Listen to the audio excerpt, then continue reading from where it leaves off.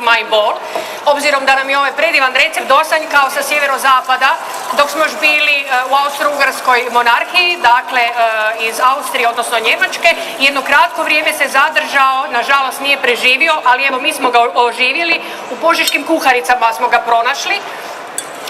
Dakle, kažu domaćice da se s njim može loše vino popraviti, ali svaki recept koji smo pronašli u našim kuharicama kaže da treba biti dobro vino i mi se toga prije svega držimo.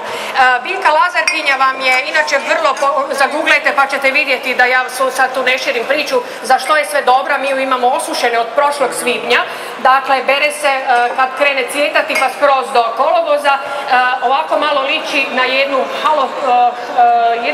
biljku koja se recimo zove marihuana, ali evo nećemo. Poanta je da smije stajati samo pola sata, ne dulje, pa ćete vidjeti zbog čega. Evo mi smo obzirom da se ona malo runi, stavili ovako u gazu da se bolje, da ne bude trunja poslije.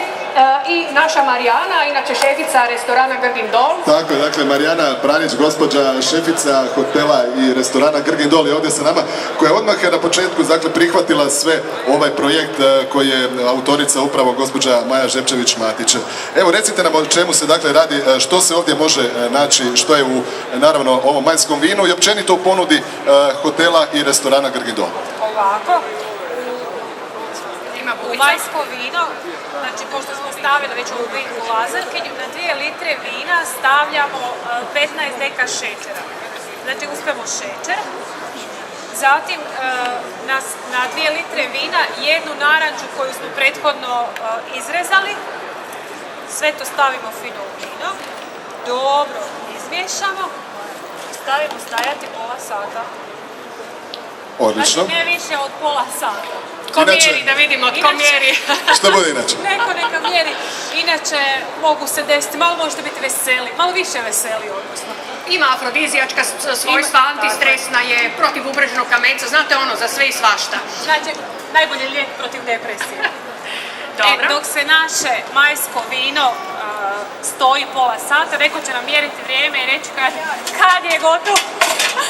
Mi ćemo dotad pripremati kifu koh. Dakle, jedno jelo, ako nam je ostalo starih peciva, to ćete vidjeti, stara peciva, znači uzmemo, oribamo im koricu i izrežemo ih na 1-4 dijela. Kad ih izrežemo, svako pecivo malo izdubimo i napunimo pekmezom od